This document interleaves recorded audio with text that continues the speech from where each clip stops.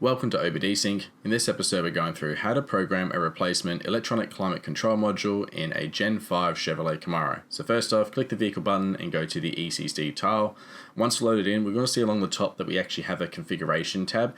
So this one is only available when you're on the latest operating system for the ECC, otherwise you will not see it.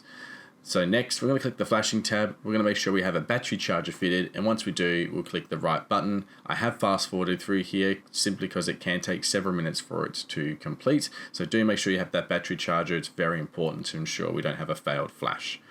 Once it's done, it will have a pop-up saying that it is successful, so we'll go ahead and click OK. We'll then move to our next step, so click the Learn Functions and go to the VIN Security Link option.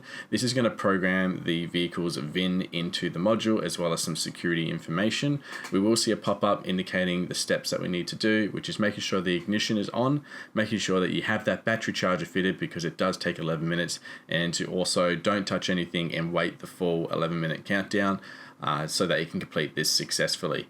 Once we get to 0, it will then perform the security linking task, and then we'll have another pop-up indicating steps that we must follow for it to be successful. So there's the pop-up. So we need to turn ignition off, open and close driver's door, and then wait 60 seconds before turning ignition on. I have fast forwarded through this, so we didn't have to wait for that, but that's all you gotta do. Thanks for watching. Make sure to like and subscribe. Otherwise, we'll see you next time.